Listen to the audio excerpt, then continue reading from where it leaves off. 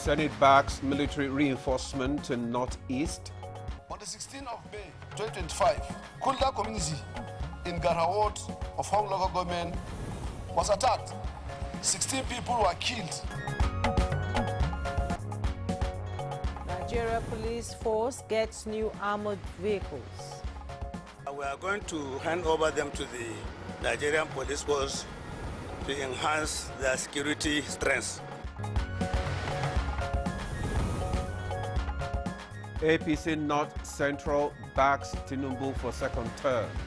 In furtherance of this conviction, we wholeheartedly endorse Mr. President to contest a second term in the office of the President of the Federal Republic of Nigeria.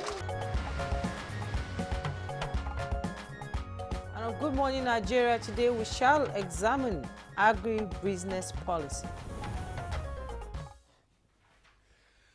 The National Agribusiness Policy Mechanism, NAPM, is designed to improve agricultural productivity, stabilize food prices, and drive economic growth.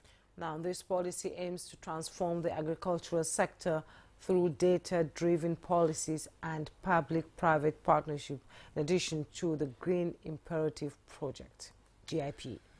Yeah, you're right, Jumai. The NAPM initiative will serve as a unifying platform for agricultural policies at all levels of government, using real-time data analysis to align planning, implementation, and outcomes across the sector. Absolutely, and it will further seek to establish food prices by addressing issues like high flood inflation and lagging agricultural yields, in addition to aligning with government commitment to economic diversification by strengthening the agricultural sector. It is also expected, the expected benefits of the policy include economic growth and diversification, job creation in the agricultural sector, modernization of farming practices, and enhanced collaboration between government and the private sector. You know, agricultural policies is described as a set of laws relating to domestic agriculture and imports of foreign agricultural products. Indeed, government usually implement agricultural policies with the goal of achieving a specific outcome in the domestic agricultural product market, and therefore expectations are high on this latest initiative. I am Ademola Adeoye. Welcome to Good Morning Nigeria. Indeed, expectations are high. And I'm Juma Yusuf. Thank you so much for joining us this morning. We're reaching live on the network service of the NTA. Shortly, we'll join Dennis Adeguloye for the morning news. Much later, our newspaper reviewer, Chukudi Okolo Ubaja, will join us. Now, Dennis, what's happening in the news this morning? What's new? I'm about to tell the whole country good morning, Jumae, and good morning, Ademola. Here is the news. The security situation in the Northeast took center stage at the Senate as they backed reinforcements, military reinforcements to tackle insurgency and strengthen the country's military presence in the region. The lawmakers' commendation of the gallantry of Nigerian security personnel also came to the fore as they urged sustained efforts to tackle insurgency in the Northeast, including the establishment of a military base in Hong local government area of Adamawa State.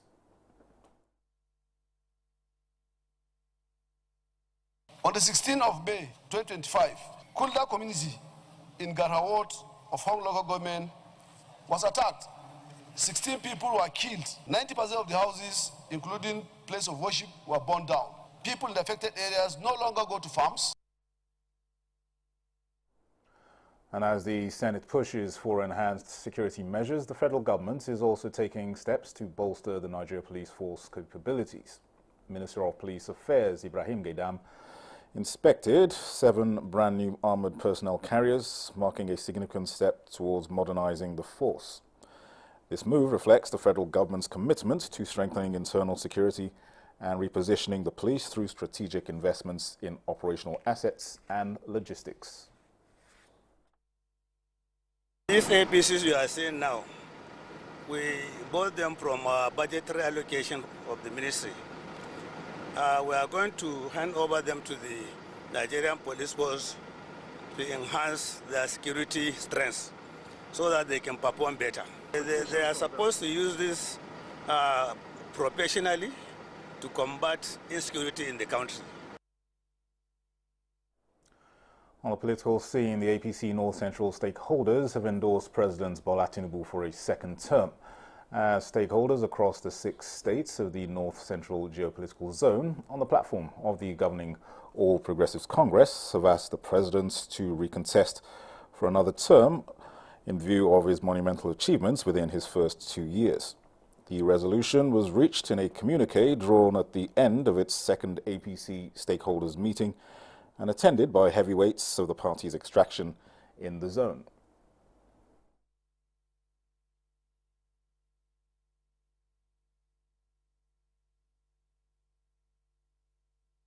In furtherance of this conviction, we wholeheartedly endorse Mr. President to contest a second term in the office of the President of the Federal Republic of Nigeria, term 2027, in order to consolidate the gains of his reforms and bring to fruition all what we have gained so far.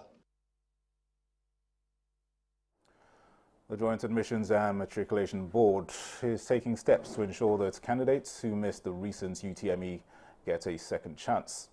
JAM is set to conduct a mop-up examination for candidates who missed the 2025 UTME. JAM Registrar Professor Ishak Oloide has assured stakeholders of the board's commitment to integrity, equity and fairness in the conduct of its examinations. Once JAM conducts its UTME late April, from May, WASC starts, and it goes on till that's SSE for WAEC, and immediately NECO starts till July. Immediately NAPTEP follows. This same set of students are the one taking all these examinations. So once you miss your time, it will be difficult. We have also decided that even those who missed the earlier initial exam, who are absent, we will extend this opportunity to them to also receive. In a generous gesture, First Lady Oluremi Tinubu has donated 100 million naira to the Arts Education Initiative. The First Lady announced the donation at a charity gala dinner organized by spouses of heads of mission in Nigeria in aid of the 5 Cowries Arts Education Initiative. Applauding the spouses of heads of mission for actively serving and empowering the most vulnerable in society, the First Lady noted that it takes such interventions to make lasting impacts in critical sectors in the society.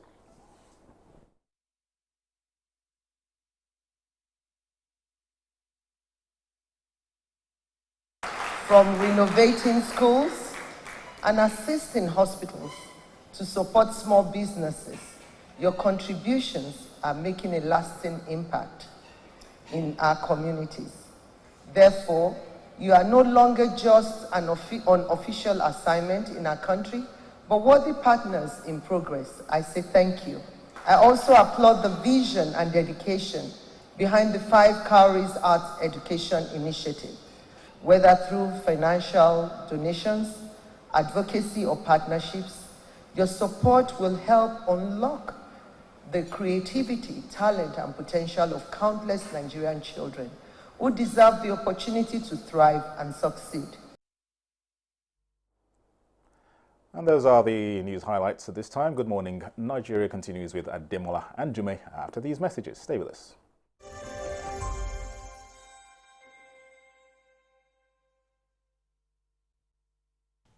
I am Oluremi Tinubu, the global and national Stop TB champion. Many people have asked why I've chosen to champion the fight against a disease like tuberculosis. My reason stems from a deep personal experience. I once had a friend who unfortunately fell ill and concealed the nature of his sickness until it was too late. Eventually, after he passed, we discovered he had tuberculosis. Sadly, due to the stigma and discrimination surrounding the disease, he would not speak up or seek for help. His death was a painful reminder that we could have intervened and saved a life if only we had known earlier. Tuberculosis is an airborne disease that primarily affects the lungs, but can also impact other parts of the body.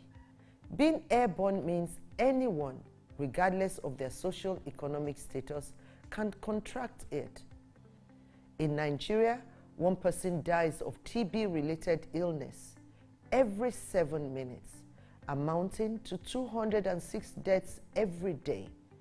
Globally, one person succumbs to TB every 25 seconds, which is a staggering 3,456 lives lost daily. These deaths are entirely preventable because TB is curable if detected and treated early. If you or someone you know has been coughing for 2 weeks or more, coughing up blood, experiencing night sweats, or losing weight drastically, it might be TB. Please visit the nearest government hospital or primary healthcare center for proper diagnosis and treatment. TB treatment is free in all government and some private health facilities. Let us also remember not to stigmatize or discriminate against TB patients or those who have been treated for TB. Individuals who have been cured of TB cannot infect others. I call on all stakeholders, especially the private sector, to join us in the fight to end TB in Nigeria. Together, we can make a difference. Remember, TB anywhere is TB everywhere. End TB by 2030. Yes, we can.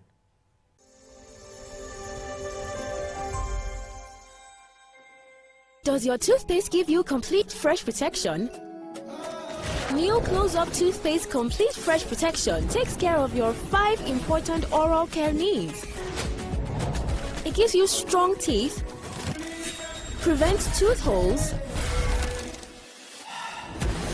cleans deeply, fights bacteria, and gives you fresh breath. Complete fresh protection from Close-Up. We're live in the open market for Epic 10X Challenge. My people, today now, I will show you how the power of new Epic 10X gives your toilet a better cleaning than bleach. Than bleach? Yes, so. Impossible. Toilets have stains which bleach cannot clean effectively. But Epic is thicker and sticks better, which gives 10X better cleaning versus bleach and kills germs. Oh, wow. You can now see that Epic is better than bleach. A new edition of TV Guide is out, featuring an impeccable personality with purposeful leadership. Abba Abubakar Aliu, MD, CEO of Rural Electrification Agency, takes us through the gamut of activities and mandates of Rural Electrification Agency, as well as its achievements and dreams. I really want to see that I leave a lasting legacy that can be spoken of in a very long period of time. Welcome to a world of fun and excitement as we also present an assemblage of professionals in the media space, some compelling NTA programs, current trends in the fashion world, ICT, sports, entertainment, and lots more. Meet Professor Charles Anosike, the Director General and Chief Executive Officer of the Nigerian Meteorological Agency, as he shares his vision in repositioning NIMET as a key player in Nigeria's climate strategy. Get a copy at the vendor near you or any NTA station nationwide. TV Guide, your indispensable companion. The counsel of our fathers. I will urge and advise our younger generation to use talent and brain to sort out problems, not arms. Nigerian youths, let's build our nation together.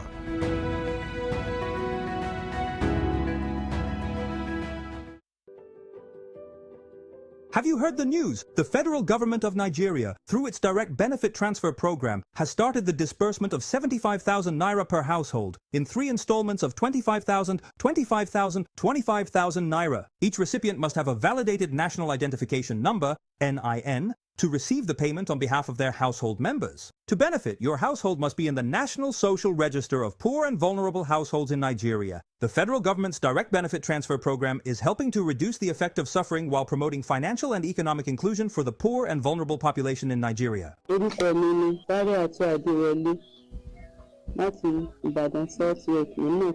Ìjọba fún wa ní 75,000. NIN àti káàdì láti lọ gbà.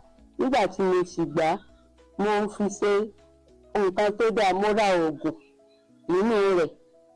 Mo ra oúnjẹ tí màá jẹ nínú rẹ̀. Mo sì wọkọ̀ mi náà ń bẹ. A sì fi yòókù ṣe ọrọ̀ ajé pé ká tó máa rí gbé bá. A dúpẹ́ lọ́wọ́ ìjọba wa òkè. This message is brought to you by the Federal Ministry of Information and National Orientation, Federal Ministry of Humanitarian Affairs and Poverty Reduction, in collaboration with the National Social Investment Programs Agency, National Social Safety Nets Coordinating Office, and the National Cash Transfer Office. Thanks for staying with us. You're still on to Good Morning Nigeria on the network service of the NTA. It's now time for newspaper review.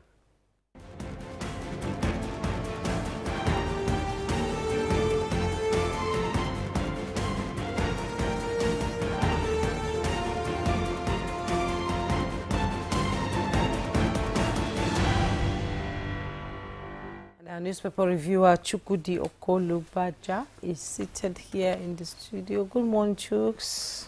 Good morning, Juma. How are you doing? I'm fine. Demo, you must be wondering why I'm smiling from ear to ear. I met a soulmate out there. Those who respect the soil. Good to see you. Good to see you. Thank you. Chukudi the farmer. So let's quickly go to the papers. I have the Blueprint newspaper here, and above the masthead, Blueprint newspaper. Above the masthead, no lady on trial for converting to Christianity in Zamfara. That's coming from the governor's aide. You find the details on page 15. Below the masthead, 2025 UTME glitches, why I won't bow to resignation pressure. That's coming from Professor Ishaq Oluyede. Details on page 7. TerraVest, local investors key to attracting foreign investments. That's coming from Dangote. And Chile unveils squad for Unity Cup Russia friendly. That's in our sports segment. And the headlines in the Blueprint newspaper: Wike's 85% 2024 budget implementation impressive. It's coming from the Senate. With riders, Minister commits 85% of 1.78 trillion 2025 appropriation bill to abandoned projects. You find the details on page 8. By the side piece of the picture story, Benue, NAS, APC caucus, Oshun PDP senators endorse Tinubu for 2027. And we have Boko Haram collaborators among politicians, soldiers. That's coming from the Borno State Governor, Babagana Umara Zulum. This rider says, let's remove politics, end this madness in 6 months. Senate urges intensified military action. At the bottom plate of the Blueprint, 23 years after Ekiti orders community to elect monarch. After Ekiti orders community to elect monarch in 21 days. Find details on page 14. Over 77% of pilgrims are lifted for 2025 Hajj. That's coming from Nakon. 5 bag 1 month jail for letting goats destroy government plans in Kano. Details on page 15. And cult-related violence deprives Edo of $1 billion investment annually. That's coming from Okpebolo, the governor of the state. And let's quickly go to the Leadership newspaper. The Leadership newspaper says, and below the masthead, Cut interest rate now, manufacturers beg CBN. Find the details on page 7. And UBA named Nigeria's strongest brand, 13th in global ranking. Find the details on page 27. At the side piece of the picture story, Nakon airlifts 33,689 pilgrims to Saudi Arabia. Coup rumors cause anxiety in Cote d'Ivoire. Details on page 15. Wiki defends 1.78 trillion FCT 2025 budget before National Assembly. And Naira gains 8.23 Naira after CBN interest rate hold. I think that's about what I have. And the headlines also in the leadership newspaper is terrorist informants, outcry over soldiers, politicians' involvement. CSOs, security experts want bad eggs flushed out, say information leak emboldening terrorists. Mr. Demola? Yeah, thank you. Chooks, let's now go to the newspaper we can trust, Daily Trust. One of the editors. How can we gauge the trust? Go on, please. Now listen to it. Dangote to federal government focus on local investors. Details of that story can be found on page 12. Manufacturers LCCI demand interest rate reduction. Details of that story can be found on page 24. Showdown, shadow government. Court orders DSS to serve Utomi, begins hearing June 25th.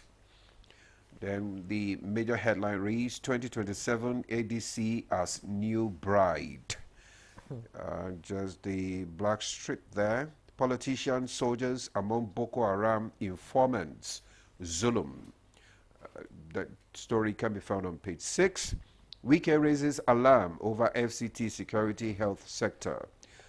Details on page 29. Reps to raise panel over abandoned Barrow port. The details of that story poses poor standard in FCT schools. Details on page 20. And we have the Daily Times, and above the masthead, NAFDAC, FCC, PC, others urge to halt chemical ripening of fruits. And the headlines I've already read it. Wike defends 1.78 trillion FCT budget. And at the bottom plate of the Daily Times, Tinubu, food security, regional inclusion crucial for national stability. And Wike's political rise unstoppable, aid blasts Sam Ego. And mandatory voting bills threatens democracy. That's coming from Global Rights. Mr. Chukudi? Let me quickly talk about Wike and the budget defense. He raises alarm over FCT security as well as health. And I say he's talking the way he should talk. No part of Nigeria is inferior to another. But the truth is that some population densities attract more sensitivity.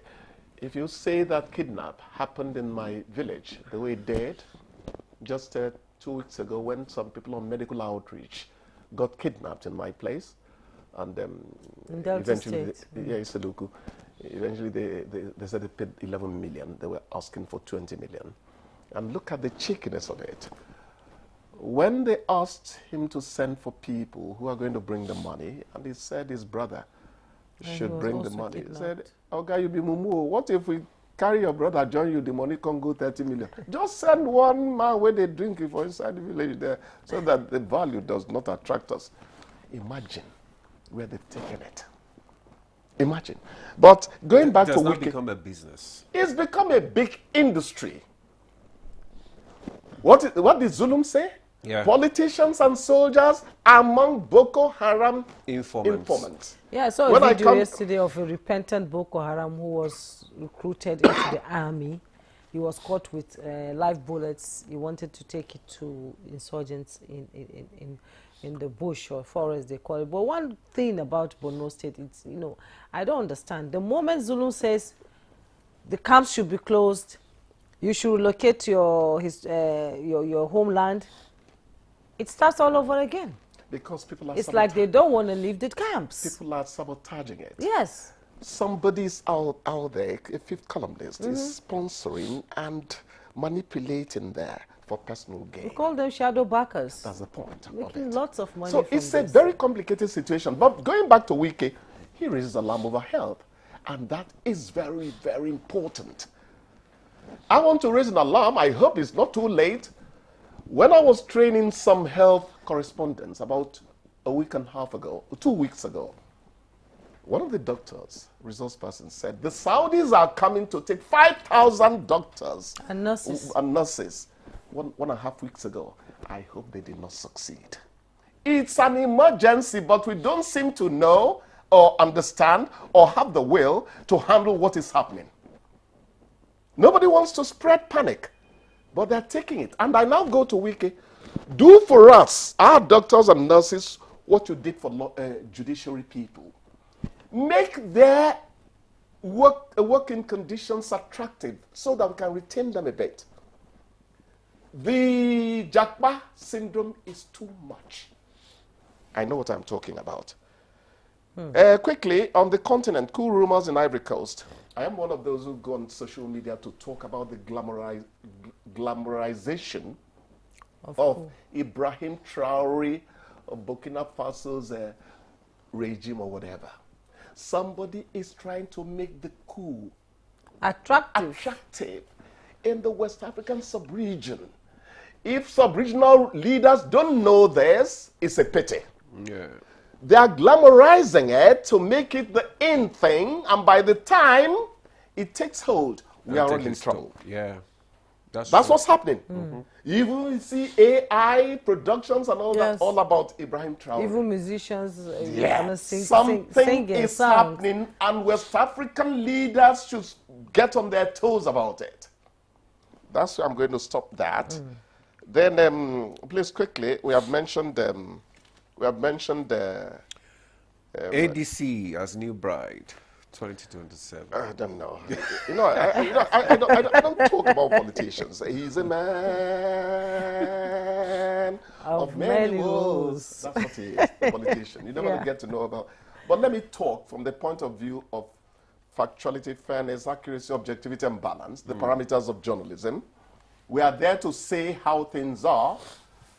And I dare say that the way things are going in the PDP camp, Social Democratic Party camp, now ADC camp, somebody is giving somebody a head start towards 2027. I just feel that I am talking, it's my personal analysis. I don't want to go beyond that. Yes, we know so it's all about politics, but at this moment in our nation's history, when people are dying, people are killed every day, people are kidnapped, murdered, I feel they should just tone down this endorsement thing from politicians. Yeah, well, that's my personal opinion. I am sorry, but it's not just kidnapping that has become an industry. Politics was the first industry. Yes, first industry. So people are hurting, people are crying. Senator Mike Ajebo asked me something. I don't think the chairman is going to get annoyed with me for saying this. He said, Chukudi, when you get into politics, and just in case things don't go quite well, if you don't have a business to return to, you are a politician that is not in good taste for the country. Beyond politics, what can you boast of? If you keep on having that kind of politicians, you're going to continue to be in trouble. Because for them, politics has now become a bit. Making pilgrimages to their places. When I see a journalist that is hobnobbing with a politician, I tell him, you can't handle factuality, fairness, accuracy, and objectivity properly anymore. You're not to hobnob with a politician. I'm not saying you're no longer going to be his friend. If he was your classmate, we're not going to stop that. But there is such a thing as social distancing from anybody you think will bring a blemish into reputation and character. As a journalist. That's journalism. They say we are old-fashioned when we say this. No old-fashioned, right? It's really unfortunate. The ADC, there's this Patutomi DSS thing you mentioned. I think is the government is trying to put a lid on something that could go haywire. Otherwise, the question I asked the other time was This is not the parliamentary system, so how could a shadow government actually work? When you have a shadow secretary say something on the floor of the British Parliament, Keir Starmer and his team wake up to reality. Yes. You understand? Badenoch, Kemi said something because the shadowness of their participation in politics in their climb is actually a real headache for those in government. It's a real headache, and it's always good because they're always ready to take, if they win elections. Oh, sure. Already they have an established, system. They're always just... They are waiting on the wings to cash in on your mistakes. Yes. That's how theirs work. And but I think in Nigeria... They give check and balance. I think in Nigeria, what actually happens is that you talk like Peter Obi, you talk like Atiku. What we have in Nigeria is opposition. Opposition, that's it. That's what we have. So I think they'll sort, they'll sort all that out. They'll sort it out. They're just managing the situation so that something does not happen. And JAMB, I like what JAMB is doing, receipting for those who missed. I wrote 3 names here. Yeah. My stars, NDLEA chairman. Who's that? Marwa, that's him. Zulum Babagana. Zulu. Then Ishak Oloyede. I'm sorry, I had to put out something on Facebook in defense of Ishak. Hamas, sometimes not. When I see people who are looking for the faultless or perfect human being, I know they're engaging in a wild goose chase. Such a person does not exist. The man apologized and took action to rectify. They said, what of the lady who committed suicide? I said, well, maybe a mental case was somewhere, because I don't know why Jumai will go and take poison, because NTA has not paid salaries. Please, I'm not saying they didn't pay salaries. Like it is you said. You should be able to handle the crisis of life. It is said that it is easy to pull a thorn out of someone else's skin. Yes. That is what is happening with this Ishak issue. Thank you. Let's be real. The man gave 6 billion naira in 2022 or thereabout to government. We didn't know that JAMB could make money. Please. Okay. Please, I didn't say NTA does not pay salaries. I'm just drawing an analogy. Thank you. Thank you so much. Thank you. We'll see you tomorrow. Thank you, guys. We'll take a break now. The conversation will kickstart after the break. Stay with us.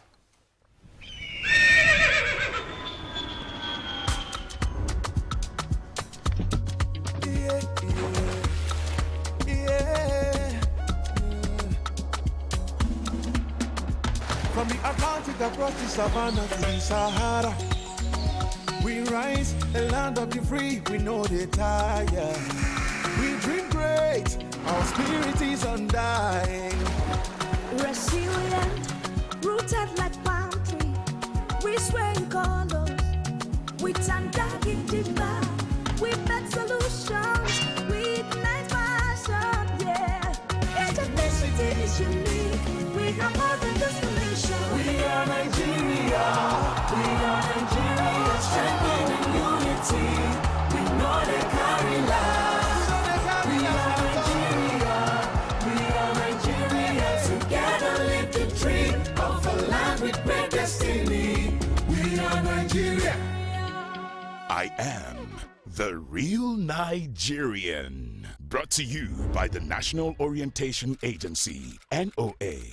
Hey Nigeria, ready to breathe cleaner air and save money? Let's talk about gas. Drive with CNG, the smart, cost-effective choice. Fill up for less and travel further. Save money, save the planet. Switch to LPG for cooking. It's cleaner, healthier, and better for environment. Say goodbye to smoke and eye problems. Do you know Nigeria is a gas nation ranked 9th globally with over 209 trillion cubic feet of gas reserve? Gas isn't just for cooking and driving. It powers industries too. Cleaner, cheaper, and more efficient. And the best part, conversion centers are popping up everywhere. It's never been easier to switch to gas. Join the cleaner energy revolution. Choose LPG for cooking and CNG for your vehicles. Clean energy for brighter future. This message is brought to you by the Office of the Honorable Minister of State for Petroleum Resources, Gas, supported by the Nigeria Midstream and Downstream Petroleum Regulatory Authority, NMDPRA.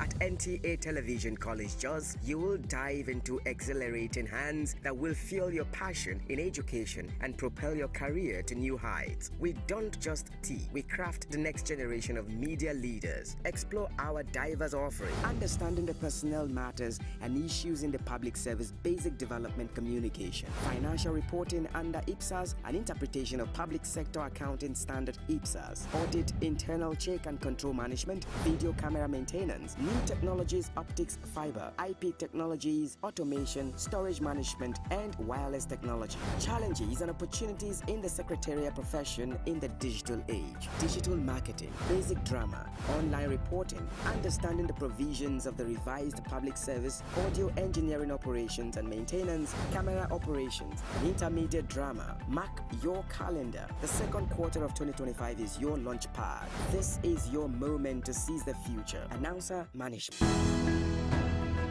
The counsel of our fathers. My advice to these young people is please do not take us back to those harrowing days. You probably do not know what it is. Nigerian youths, let's build our nation together.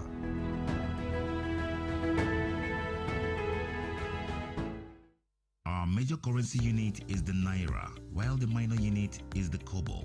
They are both in notes and coins. The Naira is more than just a medium of exchange. It bears the images of our heroes. So, stop abusing the Naira. It is a criminal offense to spray the Naira at events. Stop stepping on the Naira. It's not your enemy. Do not squeeze, ruffle, or write on the Naira. Handling the Naira with dirty or oily hands can deface the Naira. Love the Naira as you love yourself. Be a real Nigerian. Do not abuse the Naira. The federal government of Nigeria warns vandals of national assets, electricity transmission towers, cables, and other facilities to desist from this act of sabotage. Vandalism is a serious crime punishable under the law. Vandalizing electrical equipment will affect millions of Nigerians, including your loved ones. Remember that national assets belong to all of us, hence the need to protect them. Report all cases of suspicious movement around electrical facilities to security agencies. When you see something, say something. This message is from the Federal Ministry of Information and National Orientation in collaboration with the National Counter-Terrorism Center, NCTC, Office of the National Security Advisor.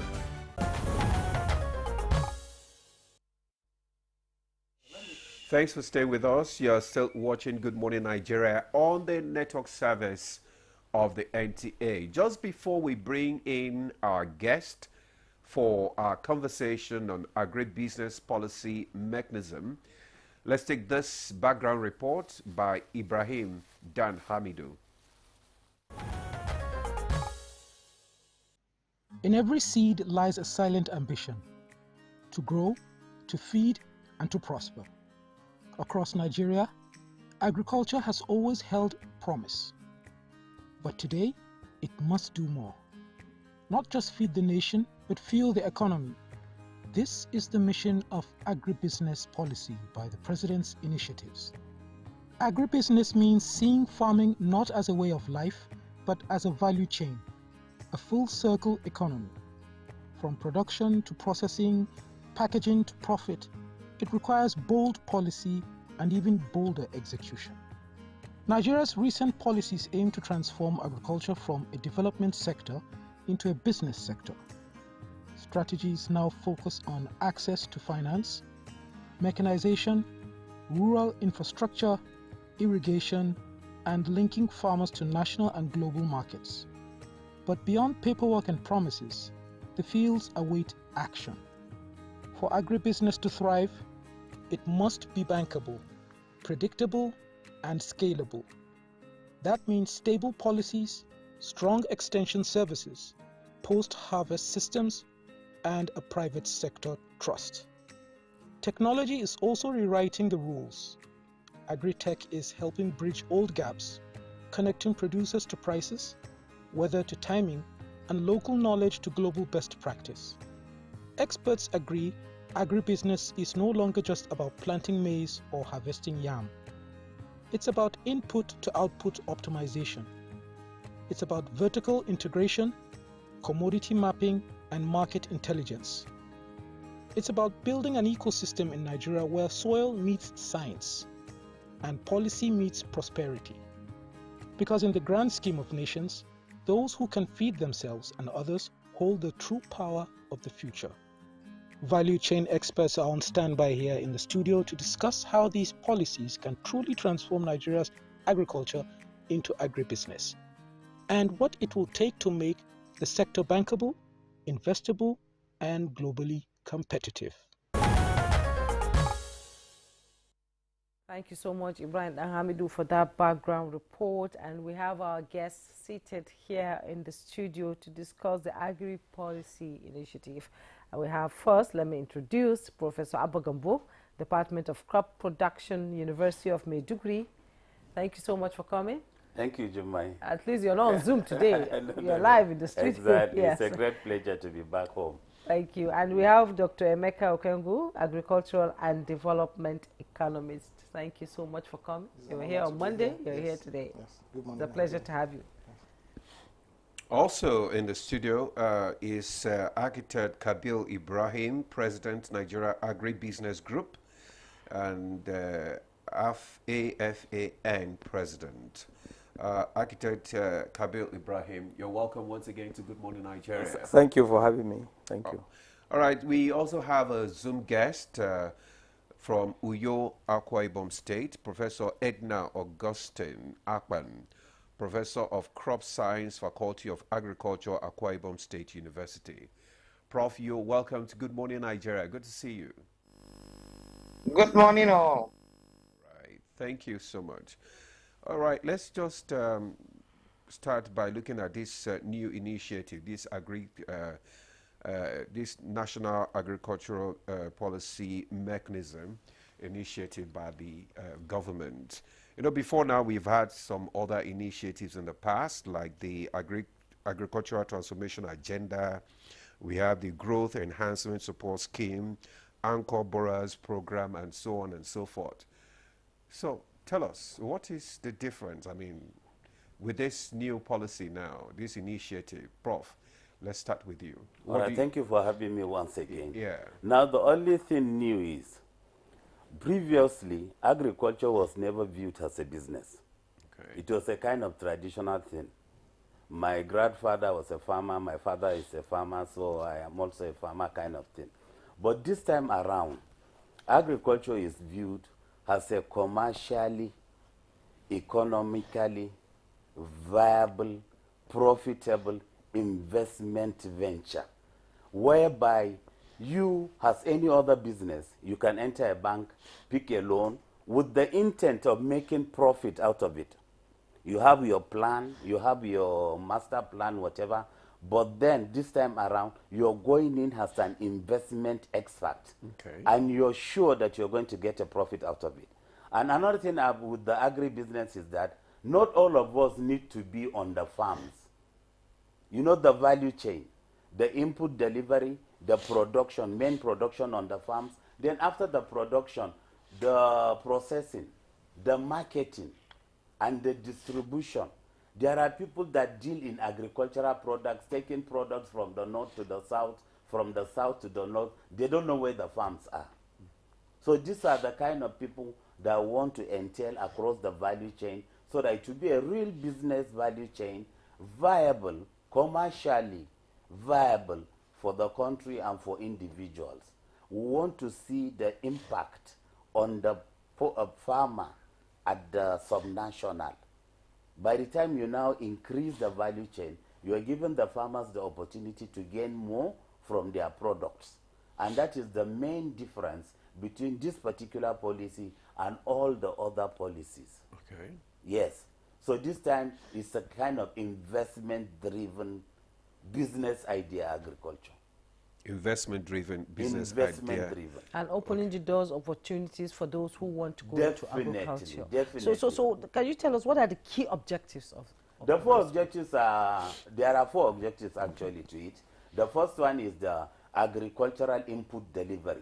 That's the seed, you understand, the fertilizers, Somebody can buy a tractor and he will be hiring the tractors. He need not to go to the farm. He has the drivers and everything. You go and hire his tractor. You clear your land. You pay him. He stays with his tractor. He continues servicing it.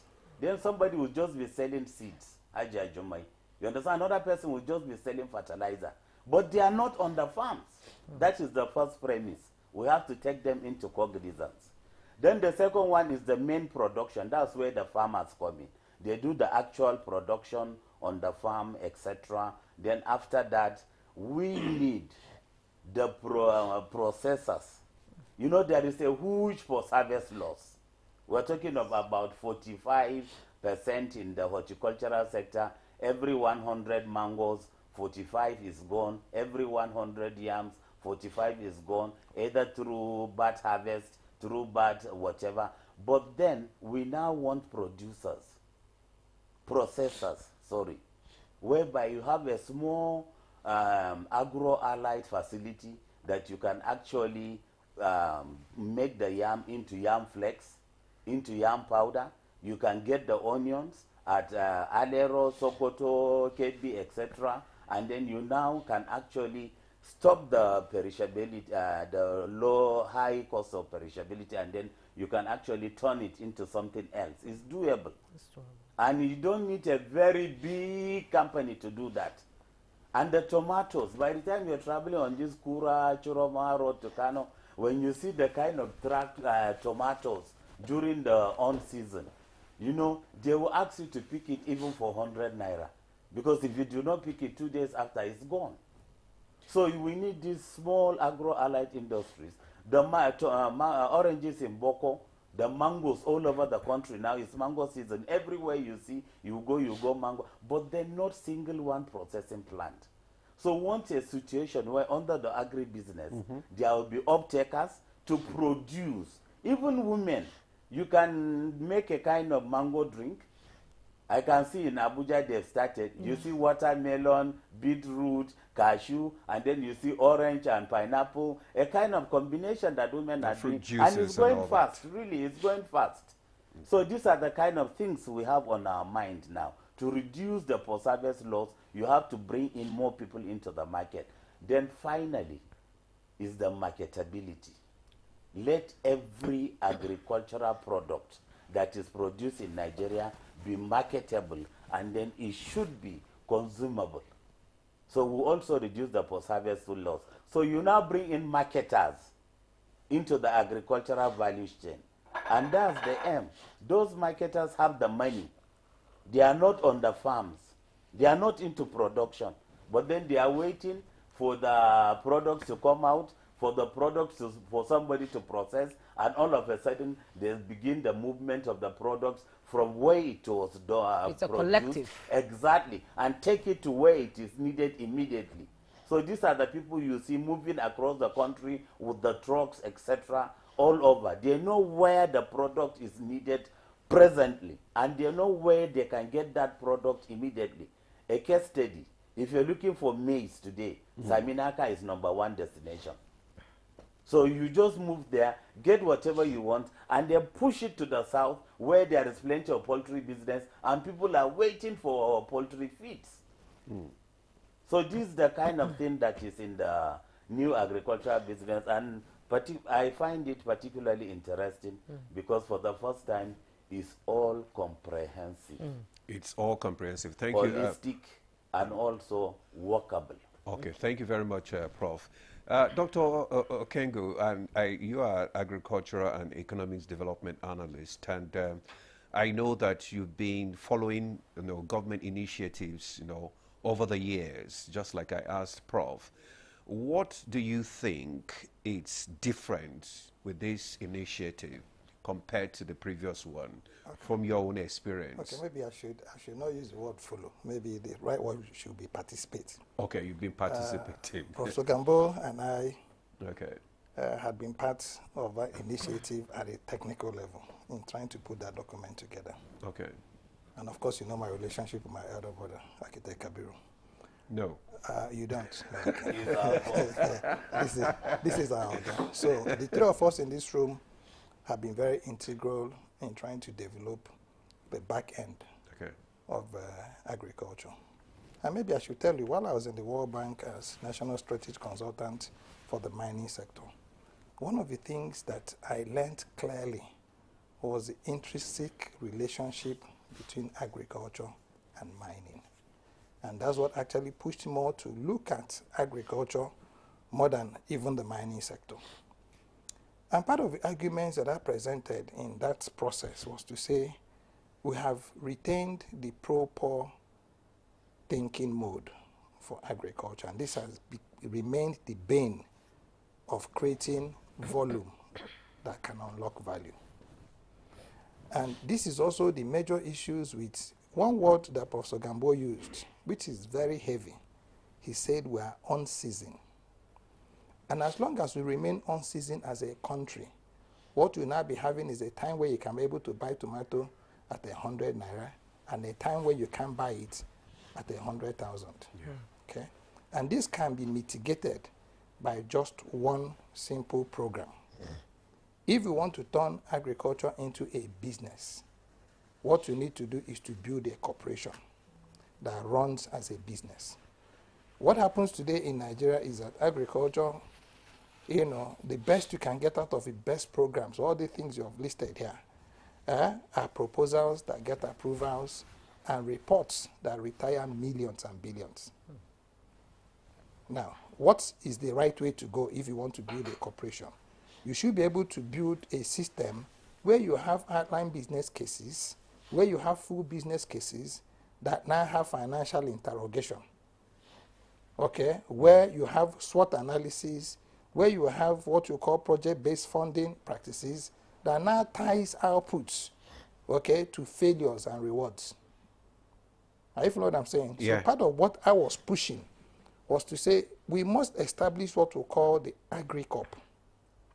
I pushed this idea privately with architect Kabiru and so many other people to say, until we're able to get, let me make it simple, an NMPC kind of structure for the agricultural sector, where we now have proper management of both land, capital, human resources to now begin to build these large volumes, you would remain be speaking about agriculture as a government-supported program. Now, we are not supporting, unfortunately, we are fully funding.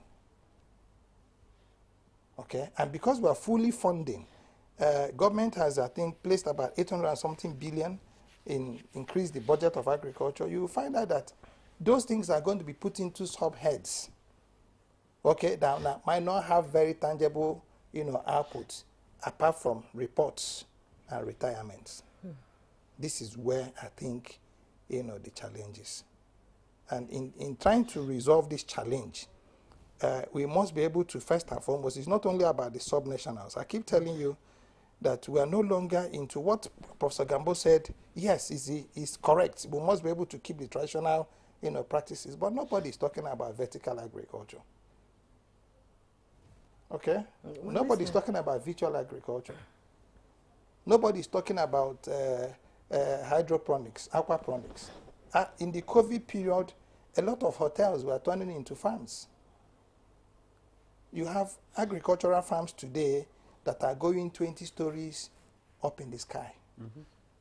It's happening now. And it's not happening in the so-called developed world. It is happening in the Singapores and the Malaysias, okay, and the Chinas and the Koreas of this world. And this is why you go into the markets, they don't have on or off season, where you get your tomato paste or your Maggi paste or whatever, you know, you put in your soups. They are coming in containers on a daily, you know, basis. So, Demola, to answer your question directly, we must create a culture out of policy.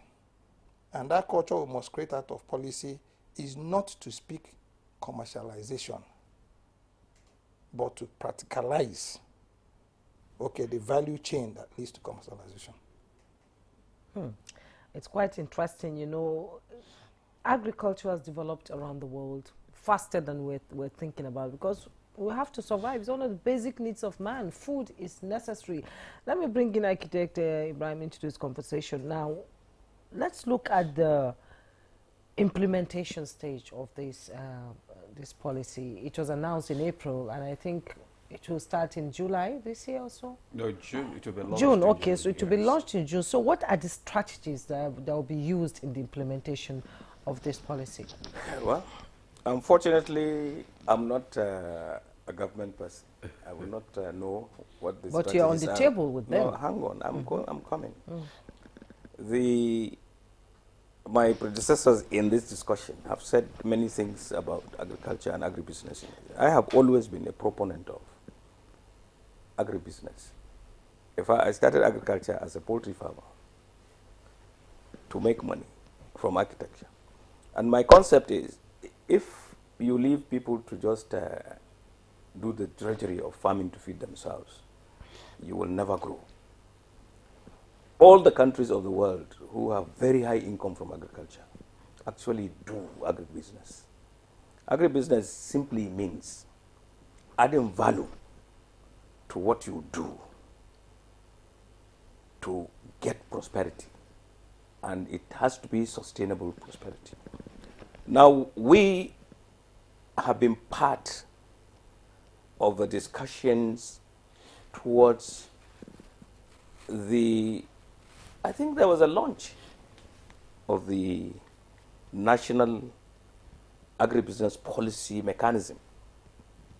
It sprang from the Presidential Food Security Coordinating Unit activities. There, we have come to terms with that, look, government alone, and the federal government for that matter, cannot run Nigeria's agriculture. It is a matter that involves all the subnationals, and in fact agriculture takes place at the subnational level. But all the Nigerians we are talking about, in fact 70 to 80% of them operate from those subnationals, and they are poor. And that is why you have reports that we have not seen economic growth in terms of people. Doctor has mentioned being pro-people. Being pro-people means being able to govern them, making them comfortable with your governance structure. So you must create and innovate at every time a possibility of taking people out of poverty and getting them into prosperity. So the issue of a policy for agribusiness is a very, very welcome development, and is predicated on taking advantage of all the possibilities therein, and they have data that will help you to make far-reaching decisions, and get this private sector to be fully involved in it. If you just leave it to government, government itself, for instance, has no business, it does not have a farm, does not do agribusiness for its own sake. It is supposed to create the enabling environment for the private sector to really thrive. And it is 80% of economy, of every nation's economy, is private sector led. Yeah. It's only about 20% that is government.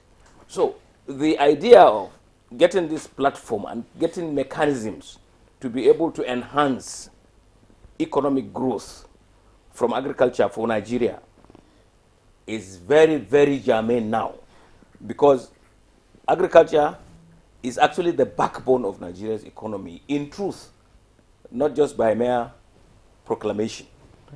We have been talking about oil, getting revenues from oil and misusing and misapplying those revenues. People have not seen anything. We want a situation where you should be able to take a farmer or somebody who does anything to do with agriculture to a position where they can diversify and do other things in the economy. You will do this by looking at the smallholder farmer, small processor, and tying him up with the larger processor or larger player, and getting them to get a symbiotic relationship so that they have a win-win situation. For instance, if you have people who produce paddy, for instance, they farm, you should get off-takers for them that pay them two-pronged for the raw material and for the value added prosperity that comes with processing. This is what happens in so many other climates. I will give you one example. There is a place they call Germantown near Washington. They had a proliferation of dairies. So many dairy farms, about 400 of them. The United States, of course, because of experience in agriculture and all that, supported large conglomerates or even corporations, I want to borrow a doctor's word, to be able to harness all the values in milk production. What they have done is that they allowed and enabled them to create a mega structure to be able to process all the milk that they can get in that region. And all these small dairies were told, look, you can sell your milk at a premium and it will be taken from where you have it. And when we add value, you will also get equity in the value addition. So all these dairies contracted. There are only about maybe 3 that are doing a little processing. But all of them, in the mornings, in the evenings, tankers come, take the milk, deliver it to the processor. They get payment for the raw milk, and they get equity, and everybody is quite comfortable. That's why in the United States, for instance, nobody goes to the street begging for food. If you go to the Netherlands, go to even Brazil now. You know, when I was president of Poultry Association, we used to think or call Brazil a developing nation, and poor for that matter. Today we are talking about getting everything from Brazil. Everything, in fact, this government is doing, you know, from the layout from the previous administration, is going to Brazil to borrow, tractors, combined harvesters, now even livestock, and getting the Brazilian businessmen to come here and create agribusiness for us. Whereas the professors, myself, and all that should have been the ones really supported to do this thing in-house so that everybody will be happy. There will be capital flight when you encourage people to come and invest in your nation. They will take everything back to where they come from. It has happened, and you can see so many of these people here. And then when you also rely too much on what you call development partners to do anything, either to give you donations or to make investments, and it's a charity. Why, if it is so very comfortable where they are, why don't they remain there? Why are they coming here to say they will help you? Is it in their larger interest also to make you independent so that you don't buy anything from them? It is from here, you look inwards, and this kind of thing that is happening now is the biggest development that we have in Nigeria, provided that we implement it transparently. And we have zero tolerance for corruption. Okay. And this is all that I have to say. I don't want to, I don't think I should try to give figures and history and all that. I am a businessman. Yeah. I think that we should make money, and everybody should be happy, and all Nigerians should be able to afford food. And that is why we are predicating everything here on food security. Okay. Food first, then you can think outside the box. You can have so many professors who will have time to read, study, look at situations, and appraise them. Okay. But if Professor Gambo, for instance, is hungry, how will he be able to do justice to even the subject matter? All right, thank you, Architect Kabir. Architect turned a farmer, and I'm sure you're making a lot of money farming now. All right, let's just escalate the conversation to Professor Akpan, who is a professor of crop science, Faculty of Agriculture, who is joining us via Zoom. Professor Akpan, I know you have been also listening to the conversation so far. Some of the challenges that we have faced in the past with the initiatives, in the past has always been that of implementation, just like Architect Kabir spoke about. So how will this policy mechanism ensure effective implementation and coordination across different government tiers and stakeholders, going by past experiences? Thank you very much. We need to consider a lot of things when it comes to agribusiness. First and foremost, we need to know and understand that agriculture is business. And for us to be able to succeed as a nation, agriculture has to be a private sector driven, but with support from the government, as it's been done in other climes. So, and we know a lot of policies on ground that government has really put to be able to see how they can move ahead with this agribusiness policy. And some of those policies, like the subsidies and some of the payments that have been done to farmers, and then we look at the agri insurance for those that are, being affected in one form or the other because of maybe climate change. And then we also look at the market access, because we have a lot of people that have produced their products, both the crops and animal products. And then, like they had rightly other conversation members had rightly mentioned, they needed off-takers to off-take those products from where they produce to the consumers and processors. So the value chain approach is supposed to be quite apt, so that every active member of that value chain should be able to benefit from it. So one of the major things, and then like some of us that are in the institutions, higher institutions, we are looking at research and development, and not just doing those research and putting them on the shelves in the library, but being able to liaise with the government and then putting it across to them for them to know the outcomes of what the research is that we'll be carrying along, and also the results that we have gotten from them.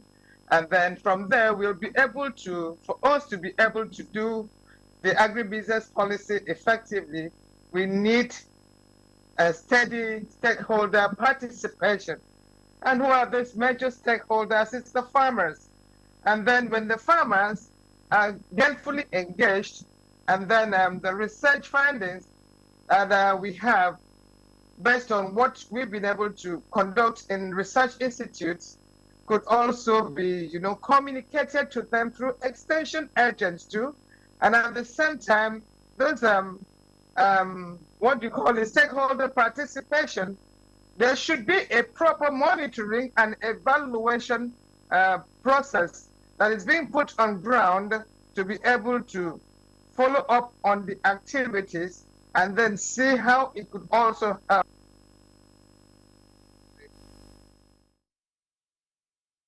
And I believe that when the stakeholders are being carried along, and then there's adaptability of this new policies on agribusiness, and then proper monitoring and evaluation, as I have rightly said, then the major stakeholders, being the value chain actors, are being carried along, will be able to get to where we need to be here in Nigeria as far as agricultural business policy is concerned. Thank you.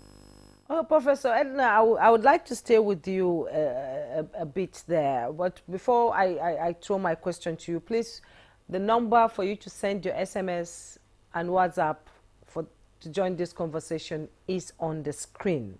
So you can send in your views so that we can be able to read them to the guests in the studio, and then you get your answers to your question. Professor Edna, the grassroots is the base for agriculture in Nigeria. How do you think through this policy they can be brought on board to contribute their quota to food security? Your question again, please. I said agriculture is at the grassroots. So how can they be brought on board, the farmers at the grassroots? How can they know about these policies, and how can they contribute to food security in Nigeria? Well, first and foremost, we need to enlighten the farmers on the new concepts. Most of them, they're into the agribusiness itself, but they do not really know much about it, the processes involved.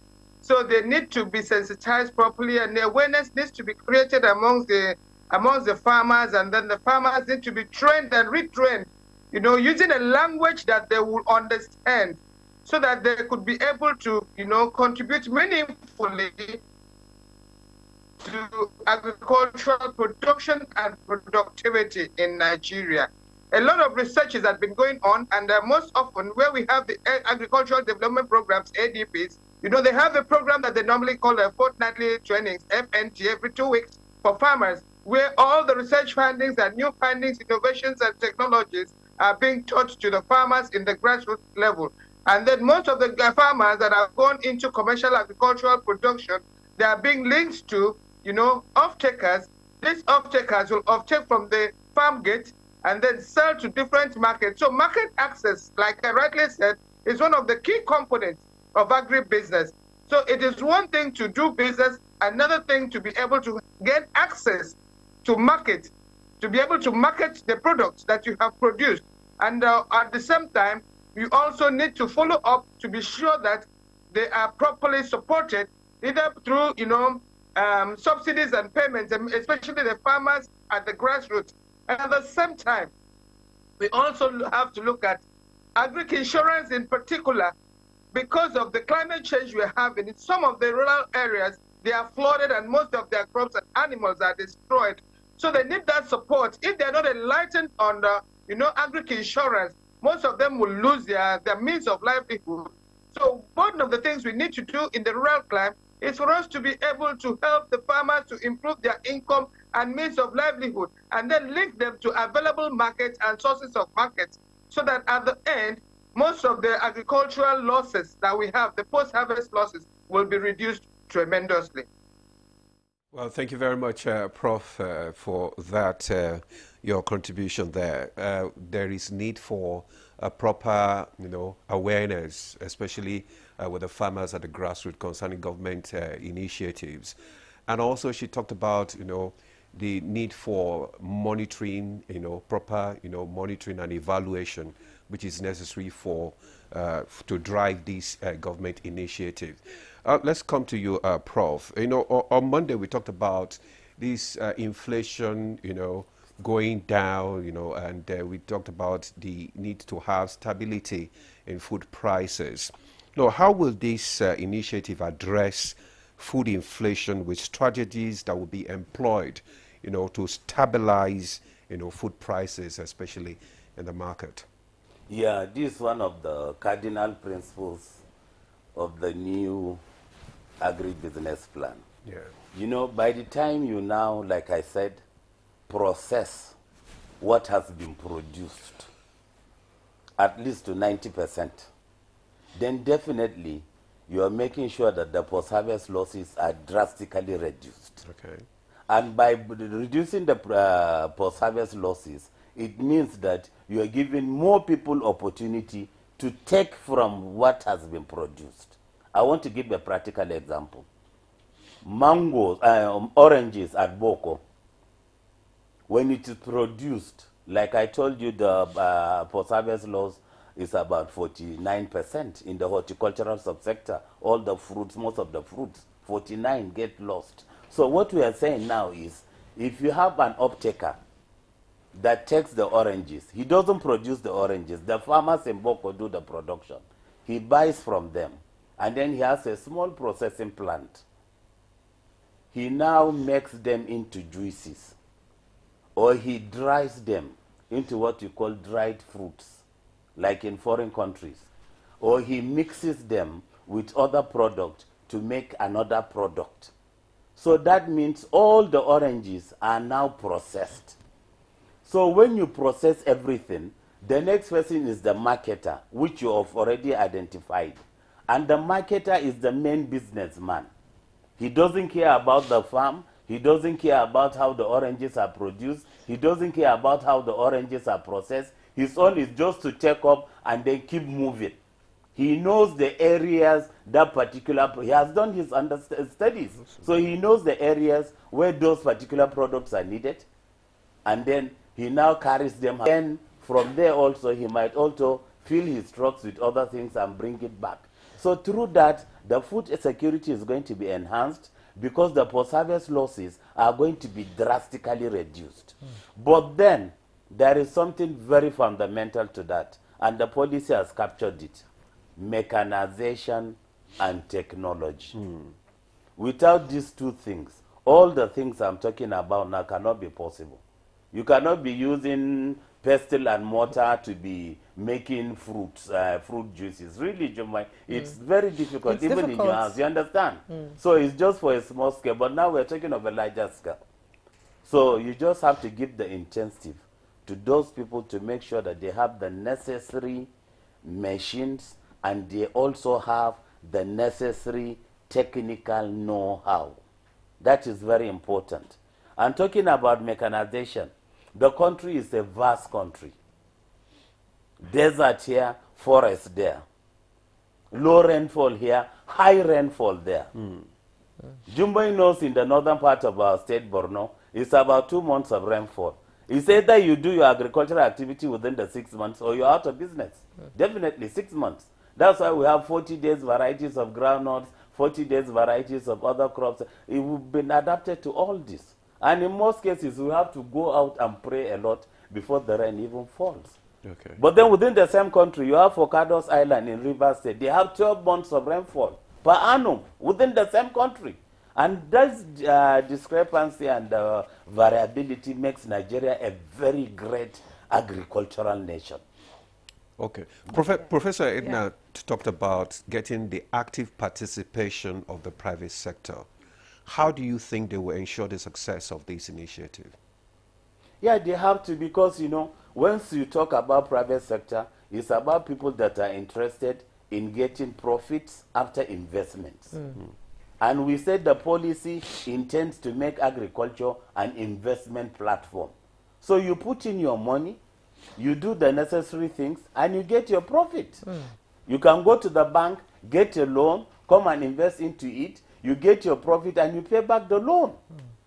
So there are plenty of private sector players in the agricultural field, even as we are talking now. People that are dealing with fertilizers, people that are looking pest and chemicals for pest control and disease control, people that are dealing with high quality hybrid seeds, etc. They are in there, private sector, even now. Go to every village. Go to every market day in every village in this country. You see those people selling chemicals, selling fertilizers, selling everything. They are there, private sector. Without any governmental support, they are doing their work and they are getting the money. During harvest, when you go, you see people who come with plenty of money, mopping up bags of beans, bags of groundnuts, etc. It's well known. Yes, exactly. It's well known. Yes. We've seen it even in Maiduguri. You know, before Boko Haram, the trailers that leave Maiduguri to Central Africa, Cameroon, Chad, you know, but unfortunately, insurgency has sort of brought it down a bit. So we have some questions from our viewers. They would like you all of you to respond to. Let me start with Alhaji Garko from Karo site, Abuja. He said, "Good morning, presenters and your guests in the studio. Agriculture is a very serious and important business all over the world.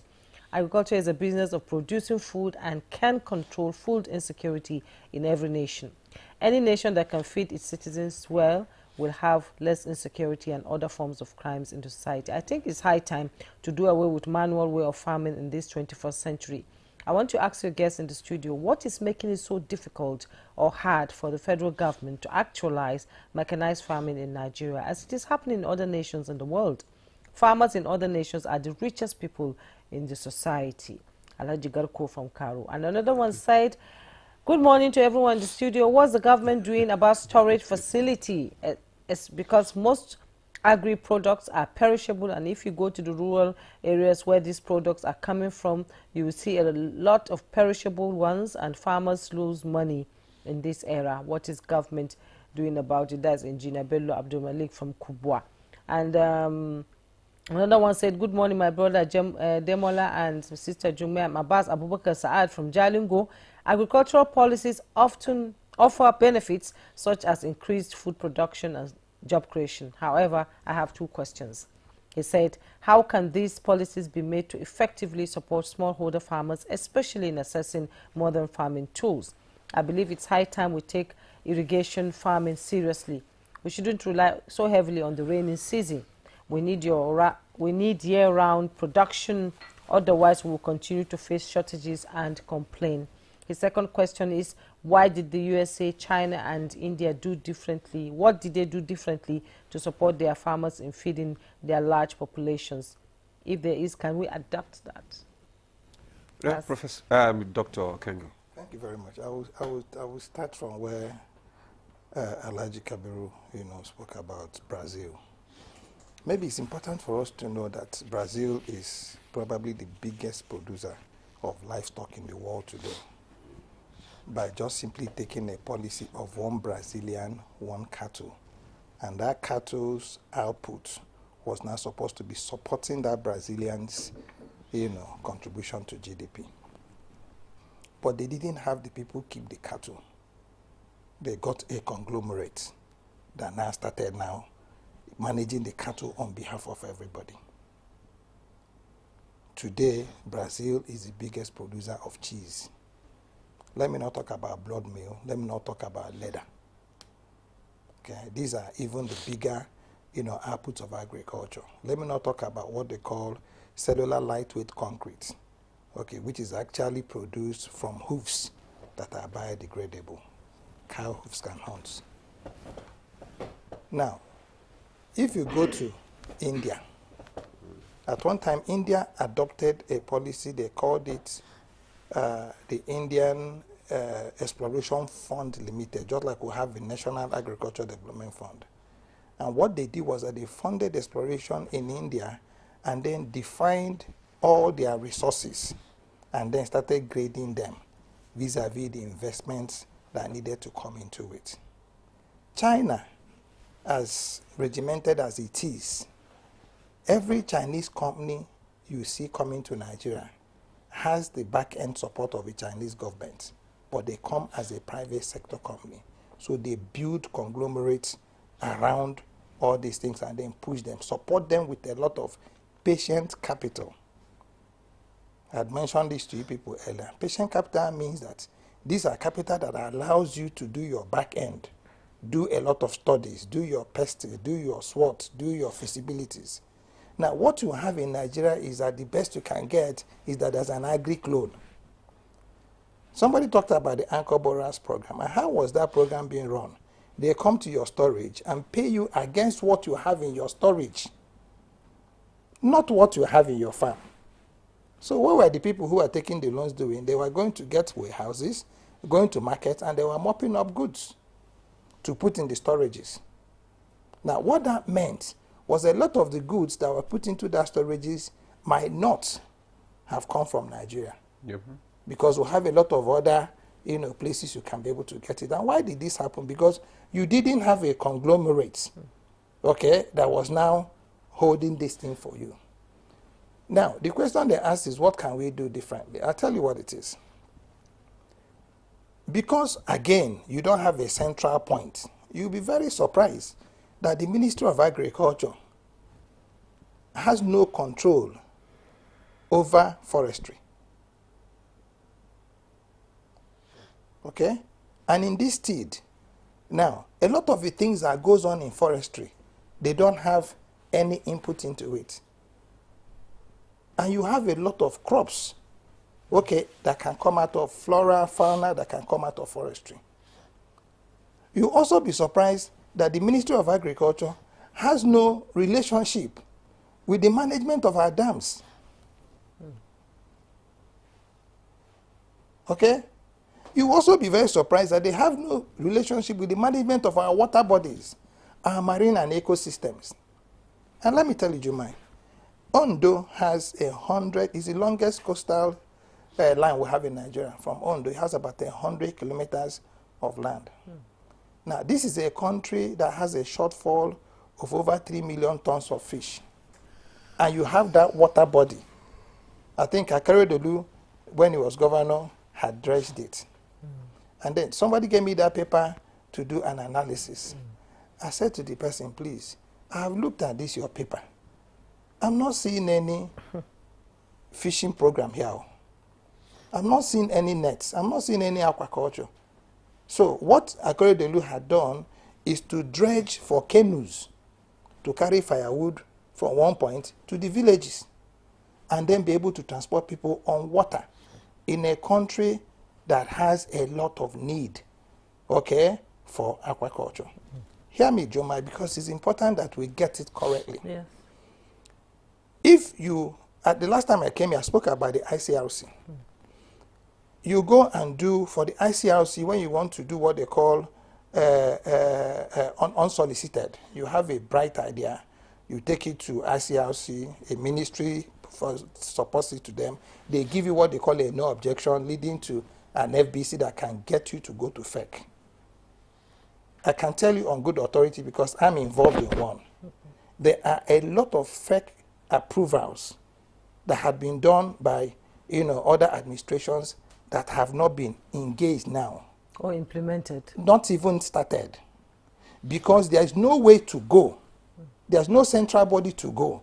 And there's no way ICRC, by right, is depositing that, FEC agreement. Usually it is implementing or the ministry that should be doing. But now that we have food security and the country has been, reshaped by Mr. President, which is very bright, creating the marine and blue economy, creating the Ministry of Agriculture and Food Security.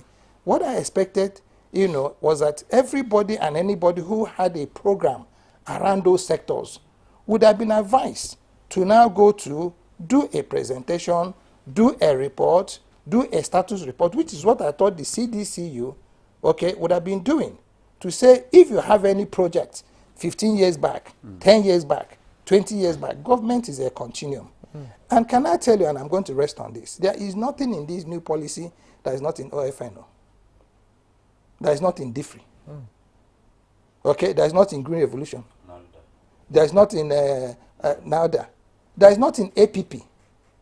None. What you might do is that the language might sound a little different. But the intent is for the country to be food secure. So what we can do is very simple. Very, very, very simple. Be able to create a situation where people can have access, to those in government that should be able to answer questions. Today, I'm sorry to say this, if you have any friend in government, don't call that phone. Don't. I'm not talking about an officer of government. I'm talking about friends. They won't pick. They won't pick. Don't. Yes, don't bother. Don't even bother to say that. But these are people who have a responsibility.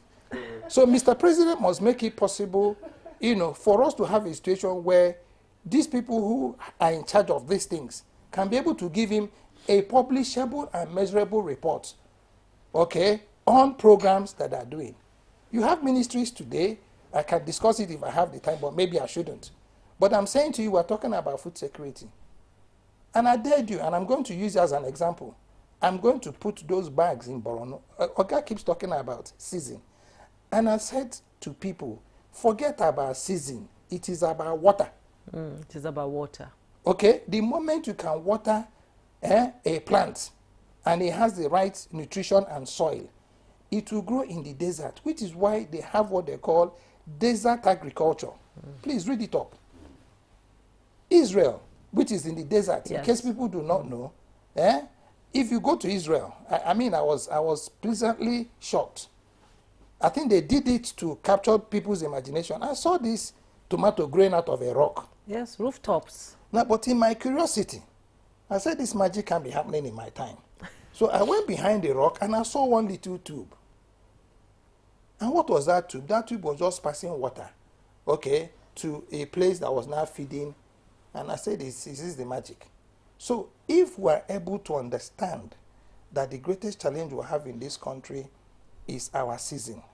The second challenge is that people in government, has to make it possible. At one time, they created a portal Okay, I don't see any response that have come out of it. Okay. There must be a system that Mr. President will create today and say, if you have a fake approval that is 20 years old, take it there. Okay. And then they give you a chance to be able to, support what it is that you're presented. If it is good enough, they find the right. And again, please. Dr. Okengo, we have to pause you here because it's time for us to go for a break. Probably when we come back, you just complete your thoughts there. Stay with us. The conversation continues.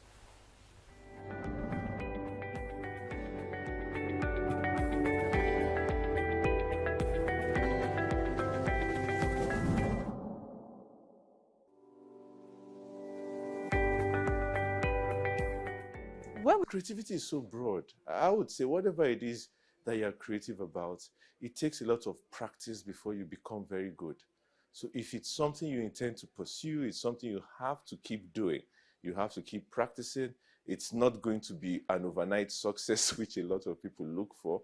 But if it's something you're determined about, but the drawback rather, is that you need what is called staying power. While you're developing your creativity, you need to earn a living. So I know that's where the conflict usually comes in, especially with the hardship in the country and all that. But I think a lot of encouragement from the private sector to create incubator hubs. We've had some of those in tech. We need those across various sectors as well. Incubator hubs where these ideas can come in, be developed, be encouraged, be funded, and then we can expand it from there. Content creation, while it may sometimes get a bad rap, I think it's actually very important because we have to see ourselves. We have to see ourselves living our lives. We have to show and share our stories. I think that's very important. Now, the job after that is to be able to digitize those stories into something that can provide data and insights, that can ensure that we can be able to support whole-scale industry in these spaces, to ensure that the amount of money that each content creator is getting exceeds what is currently happening for many content creators. The same content creator who lives in Nigeria will be earning less than a content creator who's living in the US or the UK or Japan. And we've got to also bridge that gap because most of that is being driven by the ability of the consumers to pay for those goods, and also the pricing that many of these platforms have. So I think this is not the job for the content creators and the young people. This is a job for people like myself in the ecosystem who can help support the right pricing, to advocate for the right policies, to support economic development for consumers who want to consume that information and that content. And even beyond content creation, we're seeing that many people are stepping in behind the camera. They are producers, editorial, they are graphic designers, they are in technology, but maybe not in front of the camera. And what we want to say is also, we need those people too. We need those stakeholders involved. And the job of many policymakers, DFIs, is to ensure that the strategic investments get there, the collaboration gets there, and we're deliberate in how we're saying we want to support innovation in our continent. There's an age group where your brain function is at its maximum, and that's the age group we call the youth, isn't it? So we need the youth, the younger generation who have the energy, the imagination to be equipped with the proper education, the proper tools, the proper encouragement, and then take what innovation they bring out and turn it into mainstream developmental ideas. So you find a lot of things that are invented by people in school or straight out of school. We need our patent laws to work so that they can earn a living from their imagination. Once the imagination is just for a one-year festival or an event, then it's not worth it.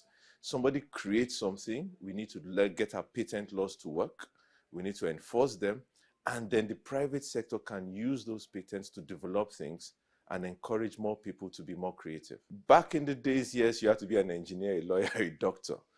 Today we have programmers, we have AI specialists, we have people that are doing ethics on genetics. Those things didn't exist 50 years ago. So there are new areas that need to be explored. The question really, apart from the parenting, does our educational curriculum cater for what the needs of the world will be in the next generation? because our curriculum is dealing with the issues of the past. We need the government and the private sector to redo the entire educational curriculum to be forward focused, not retroactive.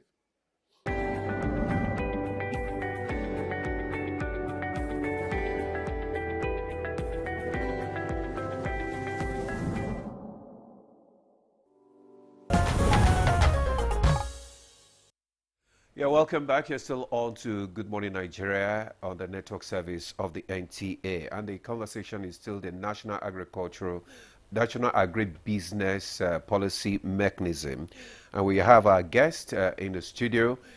Before we went on break, Dr. Okengo was about to conclude his thoughts on the questions that were sent by some of our viewers. Maybe in just 1 minute, yes, because we have... Trigger some thoughts. What I think government should do, yeah, first and foremost, is not to do this as government.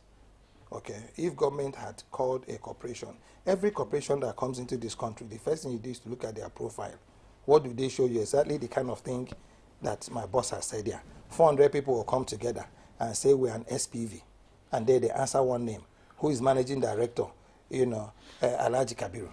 Now they put the pictures of the 400 farms. And he comes with his board. They say this is the biggest in the world. That is how you create the bulge. Now, what government should do with this policy, which is what I advised, when we were working on it about 2-3 years ago, when I was asked to be part of it, you say, create the Agri-Corp. Get somebody of note. Let all the whole poultry people come together. And then let them give that poultry, their poultries, to Alhaji Kabiru. It becomes Kabiru and Co. It becomes the biggest poultry in Africa. They can compete in America. And everybody will earn money. This is what they do in the Netherlands. I've been there. I went to Verbeek farms in Netherlands. You'll be shocked. They have a sheep. They process their chicken on the sea because they have about 10,000 poultry farmers who they give their feeds. And then, of course, you need the back end. All right. Thank you. Thank you very much, Dr. Okengo. Now, we have some other responses here. And this one is Enito Yekomi. He says, what are the plans to change the dynamics and remove doggery from farming operations and also ensure that the young generation are taken into farming as a business? That is one. Then this one says, Nigeria should turn back to the agriculture transformation agenda, ATA, that Akiwumi Adesina brought to enhance productivity and processing. Also, when will we have these programs? The young farmers should be there to participate. I think he's talking to us that we should have invited young farmers to this, bring them into this conversation as well. Let's go. This one says, Comrade Adejumobi Hamza from Lagos, how can small farmers derive from the budget of the federal government? And this one says, I appreciate all that is being discussed this time about agribusiness. I wish to state that agribusiness, whatever the initiatives and involvement of the government in it, it will hardly promote food security and sustainable if the header farmer crisis in our localities is not put to check in Nigeria. This crisis had forced some local farmers left agribusiness for other businesses. What is government doing in this direction? This is from Dr. Tanimu Osu from Nasarawa State. Okay, I have some questions here, some contributions here from Dr. Abiola Olagunju Oluwanike. Said, I'm really thrilled at the discussion on agribusiness this morning. My addition to all of this is that the farmers at the grassroots must be carried along. 70% of our food comes from them. The world is also now a global village, so also should farming be. There should be helplines just as we have for banking and others where farmers can easily run to send their problems, get information and be on the same page. I've seen it happen in Ghana. Another one said, good morning Nigeria. Quality seed is the primary and critical input for profitable farming. Seed companies in Nigeria have significantly contributed to enhancing food security in Nigeria through quantum leap in the quality of seeds produced. Quality. Large quantity of the seeds, rice, maize, soybeans are in the warehouse waiting for farmers to buy.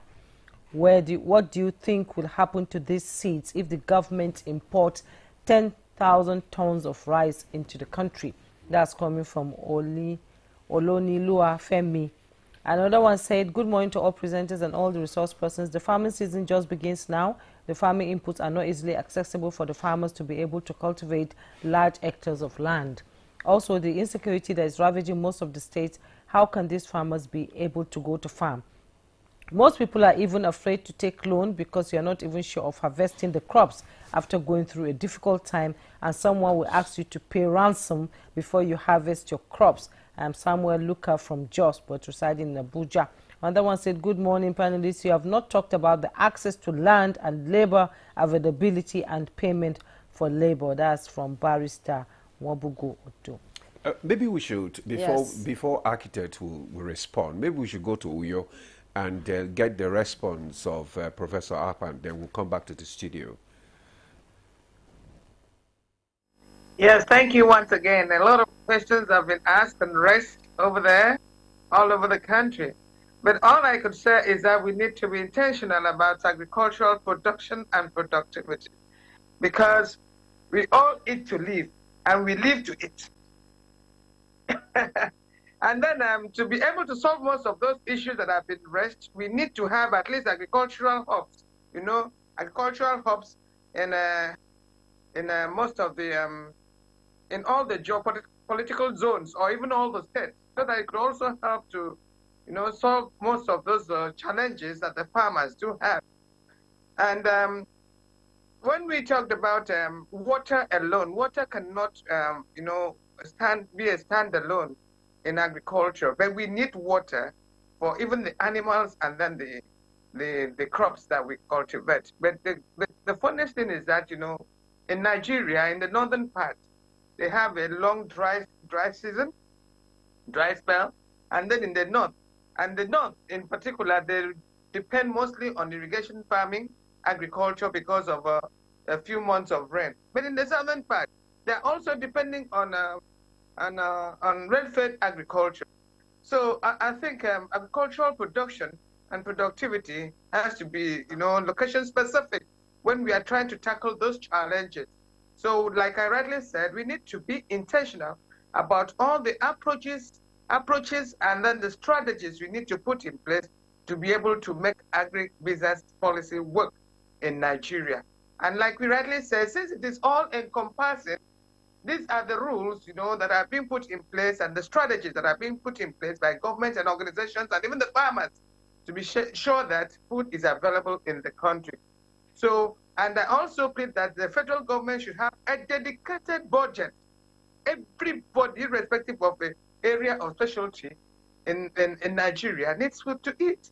So they should be intentional about food production. That's my take for now. Thank you. Thank you very much, Professor Edna. Let's now come back to Architect Kabir. Your responses to some of those questions. Well, I think all the questions are very, very apt. And of course, all of them, when properly answered and transparently addressed, they make for good agribusiness. You cannot have sustainable agribusiness if you have insecurity that is against productivity in general. You will not be able to process, to be able to go to the market and get money if all these factors are not working. So what we must do is, the issue in Nigeria's economic growth is work in progress. And then most of these issues cannot be left to tomorrow. These are things that should have been addressed yesterday. But we will have to do them contiguously. You have to ensure security. You have to ensure mechanization. You have to be able to produce the year round. And thereby, you must amplify irrigation. You cannot depend on rain-fed agriculture and be prosperous. Sometimes,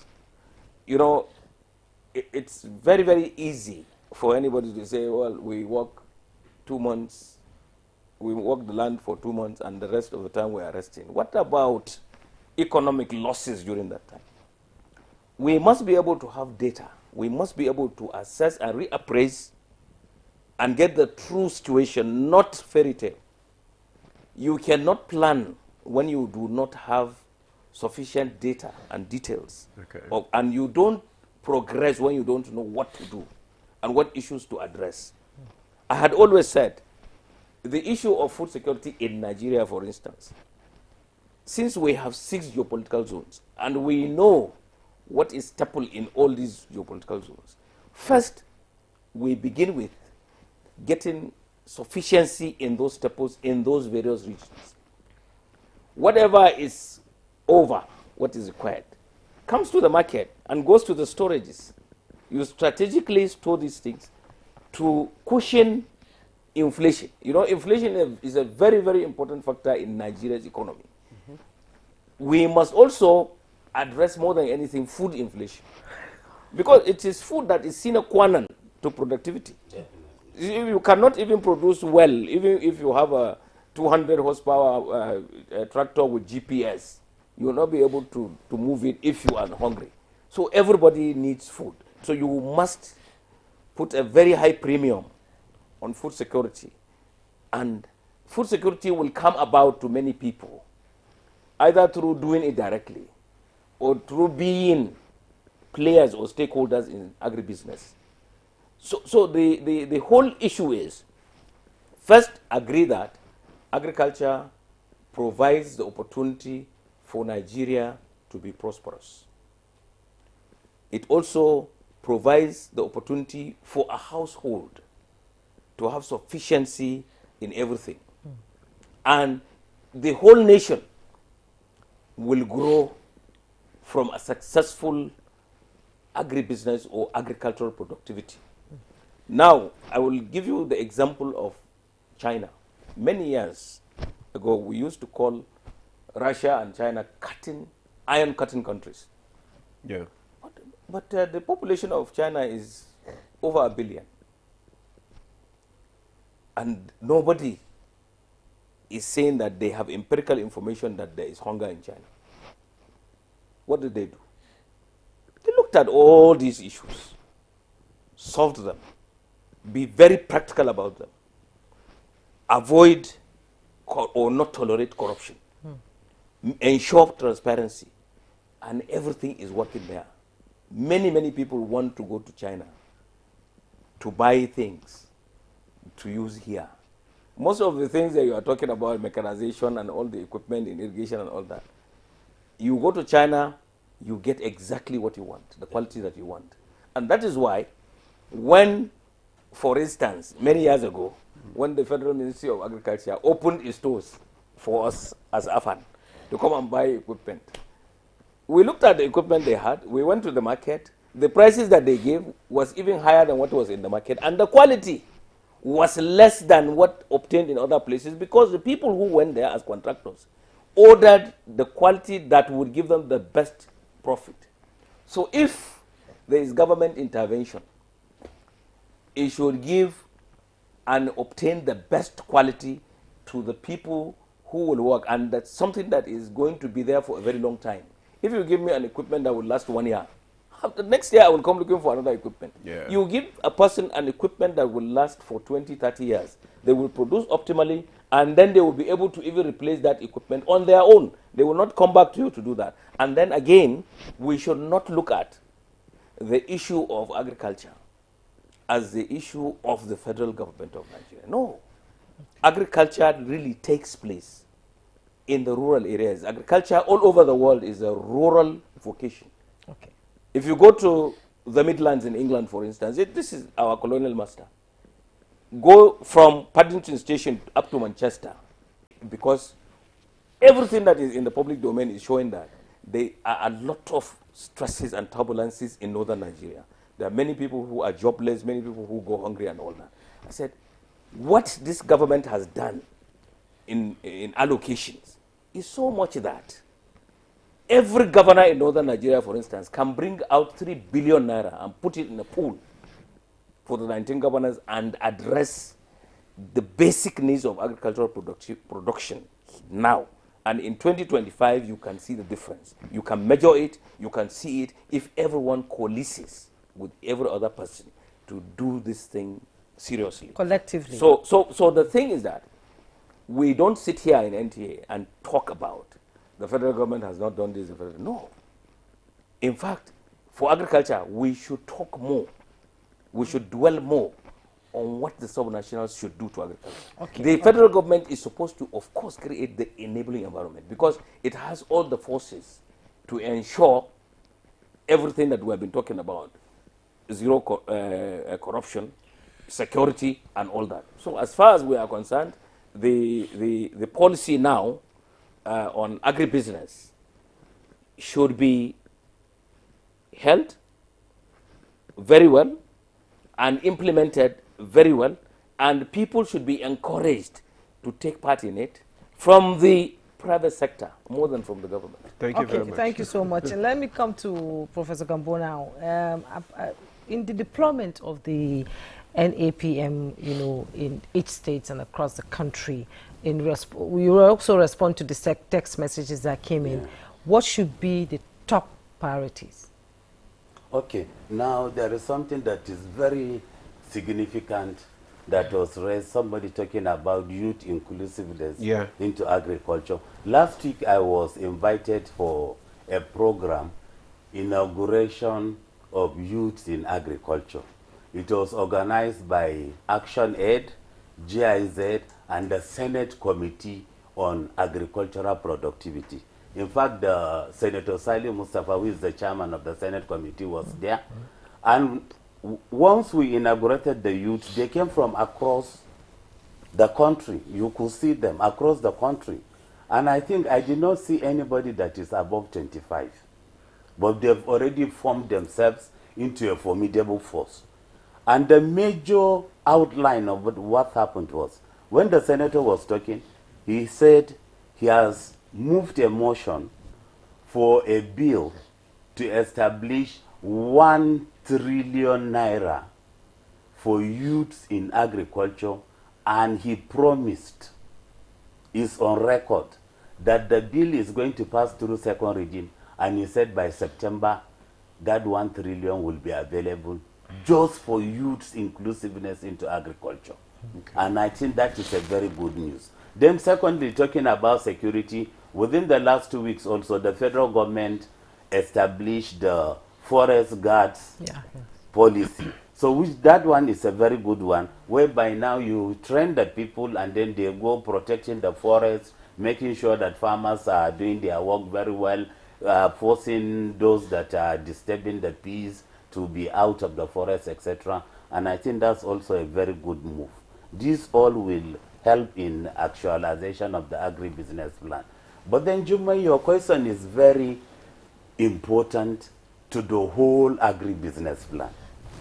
Now, once we start, we want a situation whereby you look at the comparative advantage of all the 774 local governments in agricultural activities. Every local government has something peculiar, and every state has something peculiar. So the emphasis now, if your local government has something peculiar to that particular local government, the emphasis should be keep producing that particular product. Then you move to the other local government. One is maize, the other one is yam, the other one is rice. Give them the necessary machinery and then let them keep producing, and that's going to solve plenty of problems. That will solve plenty of problems. Professor Abba Gambo, Department of Crop Production, University of Maiduguri, thank you so much for your contribution this morning. Unfortunately, we ran out of time, and we still believe that there will be more time in future for us to talk more on this initiative. Thank you so much for coming on Good Morning Nigeria. Thank you, my pleasure. Also, we want to thank Dr. Emeka Okengo, agricultural and development economist. Thank you, Pleasure. Doc. Pleasure. always obliging us. And in the studio also is architect Kabil Ibrahim, President, Nigeria Agribusiness Group, and AFAN President. Thank you, architect turned farmer. Thank you. Thank you. And want to also acknowledge Professor Edna Augustine Akpan, Professor of Crop Science, Faculty of Agriculture, Akwa Ibom State. Thank you, Prof, for your contribution. Thank you so much. Thank you. All right. Well, that's Good Morning Nigeria for today. I am Ademola Adeoye. And I am Juma Yusuf. Do have a wonderful day ahead. Thanks for watching.